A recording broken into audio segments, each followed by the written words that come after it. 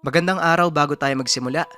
18 ng last day ng ating promo, bagsak presyo sa lahat ng item. Kaya naman para sa mga gustong humabol, meron pang konting oras na natitira. Nariyan ang link ng ating Shopee sa comment section. Salamat.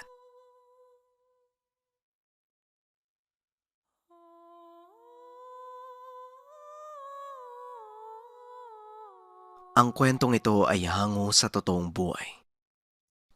Mula ito sa isa nating kabayan na itago na lang natin sa pangalang Alexia. Taong 1995, Mandaluyong. Call center agent si Alexia. Laking probinsya pero dala ng trabaho ay nalipat sa Maynila.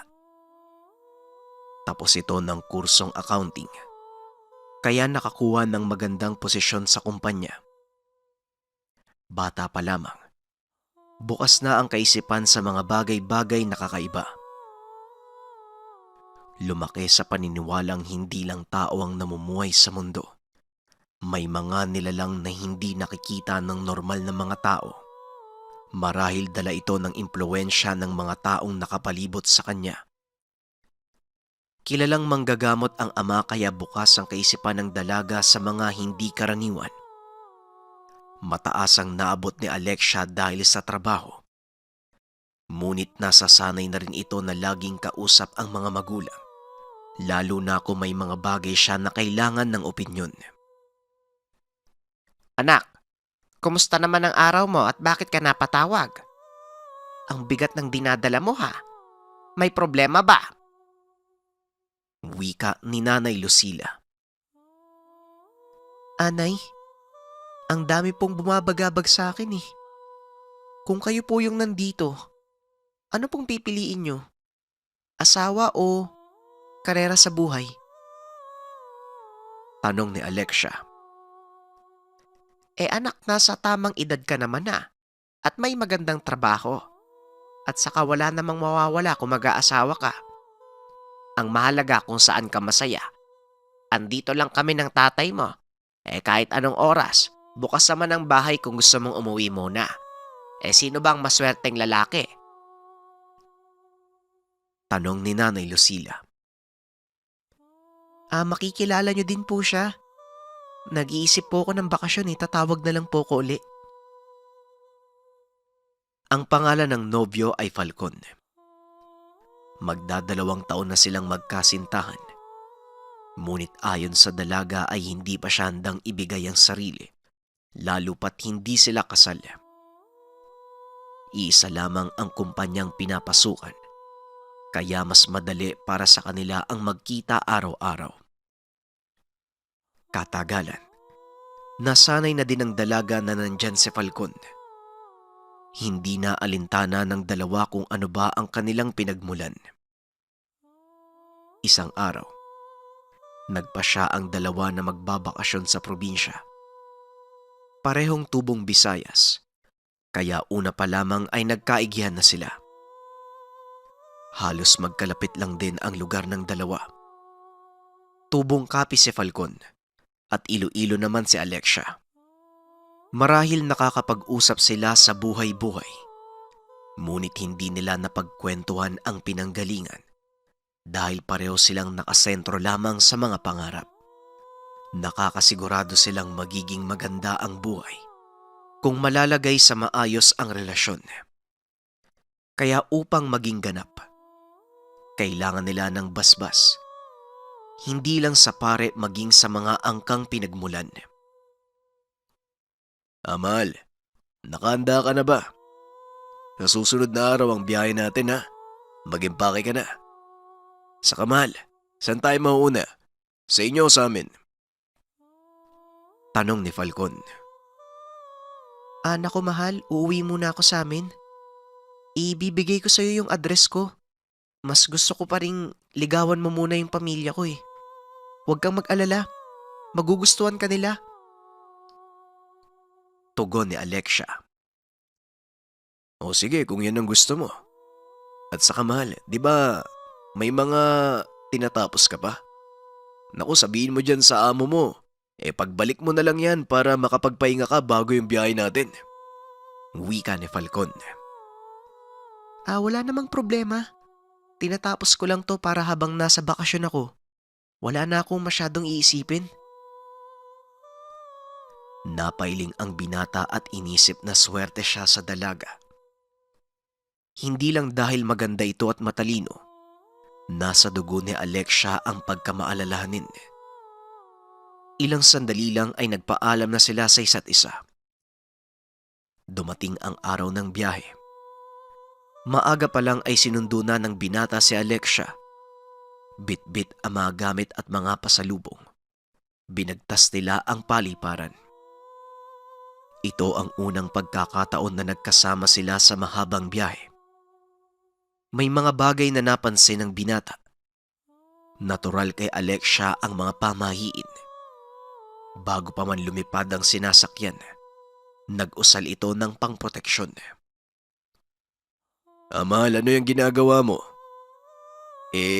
Ihip ka ng ihip ah. Ano ba yan? Tanong ni Falcon. Pasensya ka na ha. Sandali lang naman yung biyahe natin. Mamaya, hindi mo na mararamdaman yung init. Nginitian niya ang nobyo at naglagay ng pangtakip sa tenga. Naglagay din siya ng pangtakip sa mga mata para kahit papano ay makatulog sa biyahe. Ilang sandali lang ay nakarating na sila sa Rojas. Hindi na nagpasundo pa ang dalawa. Napagpasyahan na magbas na lamang. Mauuna ang nobyong bumaba kaya inayos na nito ang mga gamit. Habang si Alexia naman ay may 3 oras pa sa biyahe. Minuto lang ang nakalipas nang marating nila ang Capiz. Habang bumababa ang nobyo, hindi ito inalisan ng tingin ng dalaga hanggang sa makasakay ng tricycle. Dahil mahaba pa ang biyahe, minabuti ni Alexia na matulog na muna. Ngunit sa hindi inaasahang pangyayari, bigla itong nanaginip ng masama. Ayon sa panaginip ay hinihila ng nilalang si Falcon. Napasigaw ito ng malakas. Ngunit ginising siya ng konduktor dahil nasa terminal na sila ng estansya. Sa gulat ay medyo tumaas ang boses ng dalaga. Ngunit kagad naman itong humingi ng pasensya. Anak ko, pasensya na po kayo manong ha. Nagulat lang po ko. Pakitulungan na lang po ko sa mga gamit. Nga pala, hindi pa pala ako nagbabayad. Wika ni Alexia. Pasensya na din po kayo. Akala ko binabangungot eh. Kaya hindi na ako nagdalawang isip na gisingin ka. Sige po, ako na pong bahala sa mga gamit niyo.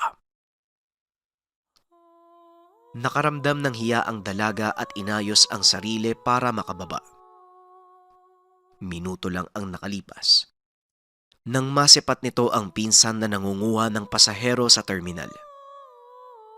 Napangiti siya at binati ito. Nagulat pa nung tawagin niya dahil sa hindi inaasahan ang pag-uwi ni Alexia. Hindi na ito nagpasakay pa ng iba. Nang marating nila ang tahanan, maging ang buong pamilya ay nasorpresa sa pag-uwi nito. Pagbaba pa lang ng tricycle, sinalubong na siya ng ina. Ilang taon silang hindi nagkita, kaya sobrang higpit ng pagkakayakap nito sa kanya.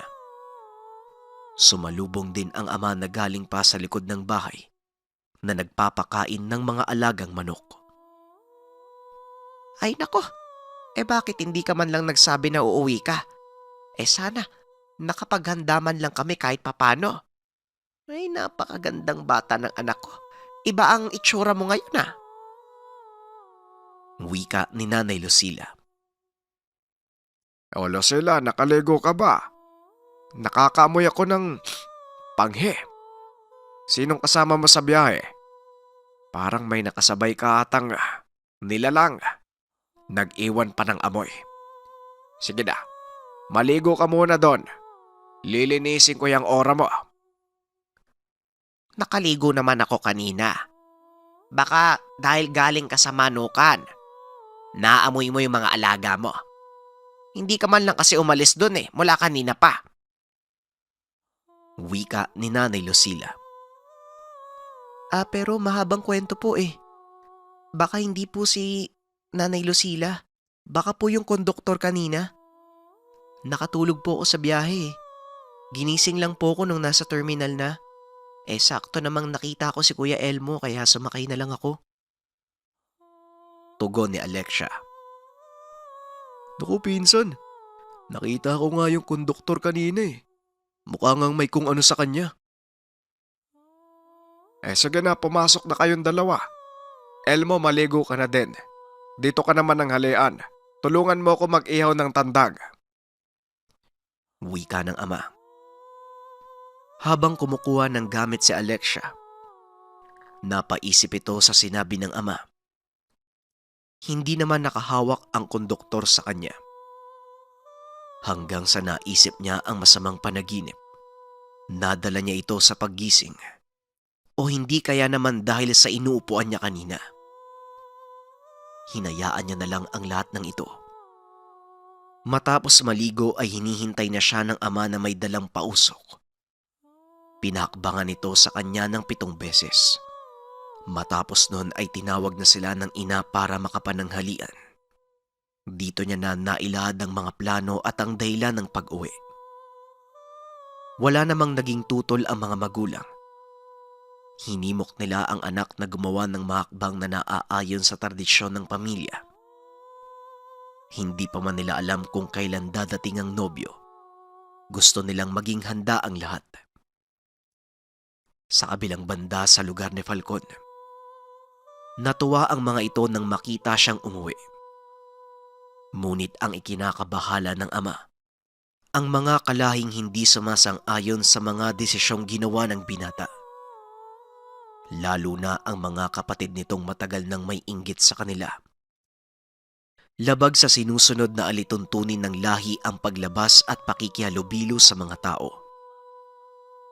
Marami sa mga kalahi ang nagkaroon ng galit kay Falcon dahil anak ito ng pinuno. Kaya ganun na lamang ang paglabag sa mga kautusan. Anak, alam mo naman ang mangyayari kapag tinuloy mo ang plano mo. Ikaw lang ang kaisa-isa kong anak na mapapasahan ng lahat. Binigyan kita ng kalayaan sa lahat ng bagay. Umaasa ako na balang araw ibabalik mo din yon sa pamilya natin. Wika ng ama na ang pangalan ay Baldog. Tay, hindi naman po ako nakakalimot sa lahat. Pero mahal ko po talaga si Alexia. Parang iba po siya sa mga nakilala ko kaya tay, tulungan niyo naman po ko. Gusto ko pong mamuhay ng normal kasama ng taong mahal ko. Wika ni Falcon. Sana bago ka nagdesisyon, isinaalang-alang mo na kailangan ng angkan natin ng pamumuno. Hindi ito basta napapasa lang. Kailangan may magbuwis ng buhay. Hindi ko alam kung ano pang gagawin ko sa iyo, anak. Gusto ko magalit pero anak pa rin kita. At hindi yun magbabago. Tandaan mo, ano man ang mangyari, kapakanan mo lang ang iniisip ko. Labag sa kalooban ng pamilya ang planong pakikipag-isang dibdib ni Falcon. Marami ang hindi natuwa lalo na ang kapatid ng ama. May mga pinsan itong gustong ipalit sa pwesto niya. Ngunit dahil panganay ang ama, hindi maaaring ipasa na lang basta sa iba. Sa ayaw at sa gusto, kailangang ipasa sa anak na karapat-dapat. O hindi kaya naman mawala muna ang panganay bago masalo ang pwesto. Kinabukasan, gustuhin mang isama ang ama sa lugar ng mapapangasawa, ngunit hindi maaari. Kaya naman mag-isa siyang pumunta doon sa lugar. Maaga pa lang ay nasa biyahe na. Nagagalak si Falcon na may halong kaba dahil ito ang unang beses na masisilayan niya ang pamilya ni Alexia. Ilang oras na biyahe nang narating niya ang terminal ng lugar ni Alexia. Nagtanong kagad siya sa mga nakailerang tricycle sa lugar. Siyempong ang napagtanungan niya, si Elmo. pinsan ng nobya. Natuwa naman ito at inalok pa si Falcon na siya na ang maghahatid sa tahanan ng dalaga. Pagkarating sa lugar, nasa loob ng bahay si Alexia, kaya ang sumalubong sa kanya ay ang ama ng dalaga. Meron pa siyang hawak na manok na panabong. Habang pababa ng tricycle ang binata, agad naman siyang bumati. Sa unang tagpo, nakaramdam kaagad ang ama na may kakaiba kay Falcon. Sinuri niya ang binata mula ulo hanggang paa. Marahil hindi ito napapansin ng iba, ngunit hindi si tatay. Matalas ang pakiramdam at pang-amoy nito, kahit maglagay pa ng kung anong sabulag o orasyon pangkalas ng tangan. Iho, ang lakas ng loob mong umapak sa bakuran ko ah. Ikaw ba ang nobyo ng anak ko? Sa ngayon hahayaan kitang pumasok. Pero sa susunod, natigil ang sasabihin niya nang dumating si Alexia. Ano po bang sinasabi niyo, Tay? Mahal, kanina ka pa ba? Halika, pasok ka muna sa loob. Tatay naman oh, gusto ko pong makilala ng tao. Pumunta po yan dito para formal na magpakilala. Kakadating lang eh. Wika ni Alexia. Kung ikaw anak, nabilog ng nilalang na yan, ako hindi. Sige na, pumasok kayo sa loob at doon tayo mag-usap. Lalo ka ng lalaki ka. Umaalingasaw ang amoy mo. Hindi maintindihan ni Alexia kung ano ang sinasabi ng tatay. Sinamahan na muna ito ng dalaga at pinagpahinga sa loob. Alam niyang pagod si Falcon sa biyahe. Pinaupo ito at kumuha ng maiinom sa kusina. Hanggang sa narinig ni Alexia ang pag-uusap ng mga magulang. Hindi kalayuan sa kinakatayuan niya. Nagtatalo ito at tila galit na galit ang ama. Hindi niya maintindihan kaya nilapitan niya ang mga ito. Tay, ano po bang problema? Di ba kahapon na pag-usapan na po natin to? Narinig ko po yung sinasabi niyo sa nobyo ko eh. Sabihin niyo po sa akin kung anong problema. Hindi yung ganyan, napapahiya po ako eh. Wika ni Alexia. Anak, may nararamdamang kakaiba ang tatay mo. Kaya nga siguro kahapon, naamoy ka niya, di ba? Siguradong magkasama kayo sa biyahe. Nakilatis mo ba yung maigi? Tanong ni Nanay Lucila. Hindi basta ang naaamoy ko sa kanya. Sa dinabi-dami ng lalaki, sa aswang ka pa nagkagusto. Hindi lang siya simpleng aswang. Malakas na presensya ang dala niya. Kaya kung pwede lang sana, hindi ko dapat papapasukin. Nagulat ang dalaga sa mga narinig. Maluwa-luwa siya sa natuklasan. Ilang sandali pa ay inayos ni Alexia ang sarili upang hindi mahalata ng katipan ang nangyari. Kumukuha lamang siya ng tiyempo. Bago pa man lumabas, pasimple na itong umihip ng usal pang proteksyon. Nakangiti itong lumapit sa nobyo na may dalang maiinom. Magpalamig ka muna, mahal. Mamaya kakausapin ka ng mga magulang ko. May sasabihin daw silang importante.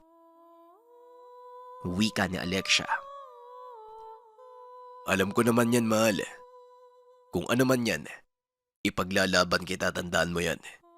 Kahit anong hadlang, hindi ako mapipigilan. Mahal kita eh. Ako ba mahal mo ko? Tanong ni Falcon. Oo naman oh.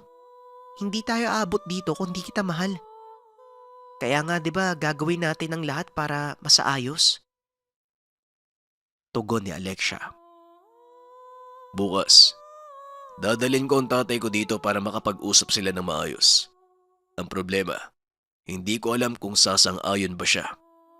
May pagtatapat sana ako sa iyo eh. Wika ni Falcon. Nasabi na sa akin ng tatay ko. Ang hindi ko maintindihan, kung bakit hindi ko nakita o bakit hindi ko naramdaman? Tanong ni Alexia. Oo, tama ka. Tama ang tatay mo. Anak ako ng pinuno ng aswang. Nasa dugo ko ang pagkalimaw pero hindi ganap. Lalo pat hindi pa nasasalin sa akin ni tatay ang dapat na para sa akin. Patawarin mo ko. Hindi ko intensyon na lokohin ka eh. Hindi lang talaga ako nagkaroon ng pagkakataon. Niyakap nila ang isa't isa. Hindi na din nagtagal pa ang binata sa tahanan at kagad nang umuwi. Habang nasa biyahe ay iniisip niya ang sitwasyon nila ni Alexia. Alam niyang magiging mahirap para sa kanilang dalawa ang lahat. Ilang oras pa sa biyahe ay narating niya na ang tahanan. Napansin niya na may pagtitipong nagaganap. Padilim na ng mga oras na yun. Nagtataka siya kung bakit nakapormang pabilog ang buong angkan at tila may kung anong labanang nagaganap. Napabulaslas siya nang makitang duguan ang ama habang sinasakal ng tiyuhin. Naghihingalo ito, akmang tutulong na sana, ngunit bigla siyang hinila papalayo ng isa pang tiyuhin na nakapansin ng kanyang pagdating. Kalmahan mo yung sarili mo. Tanggapin mo kung anong mangyayari dahil sa naging pasya mo. Wala nang magagawa ang tatay mo kung hindi ibigay sa iyo ang kalayaan. Ibubuwis niya ang buhay niya maisalba ka lang. Kaya sige na, umalis ka na dito hanggat may oras pa. Pag nakita ka nila, baka mabaling sa iyo ang lahat. Pakiusap, wag na wag ka nang babalik dito. Wika ng tiyuhin. Ama, patawarin niyo po ako. Mabilis na umalis si Falcon sa lugar. Habang tumatakbo ay hindi niya maiwasang umiyak ng todo dahil sa nakita. Wala na siyang ibang mapuntahan kung hindi ang lugar ng nobya. Ngunit wala nang masakyan papunta sa lugar ng katipan.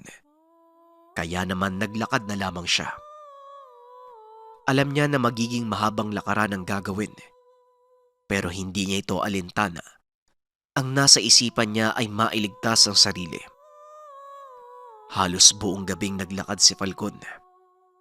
Walang pahinga. Naabot niya na ang lugar ng nobya. Nag-aalinlangan mang humarap muli sa tatay ni Alexia. Pero tinapangan niya ang loob at tumingi ng tulong. Anong nangyari sa'yo, mahal? Nakauwi ka ba? Bakit ganyan yung itsura mo?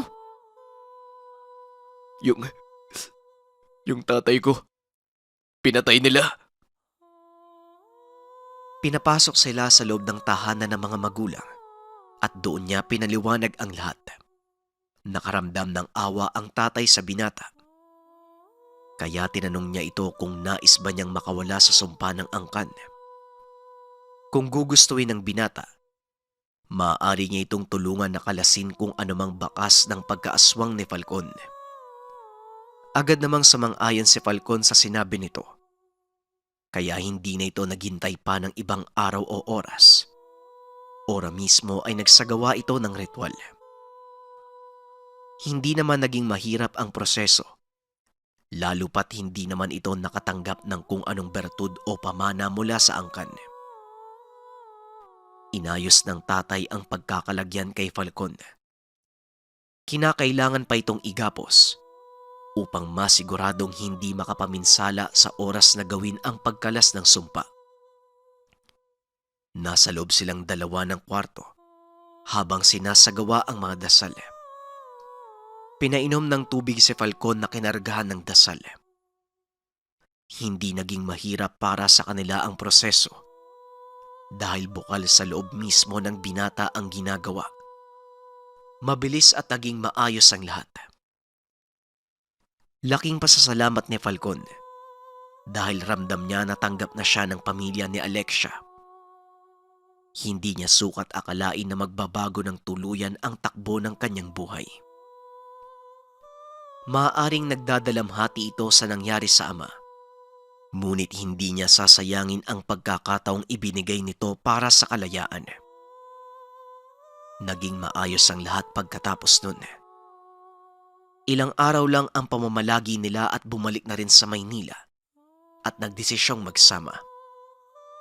Sa kasalukuyan, nagkaroon sila ng 2 anak, ngunit kahit kailan ay hinding-hindi niya makakalimutan na minsang isinakripisyo ng ama ang buhay para sa kanyang kalayaan.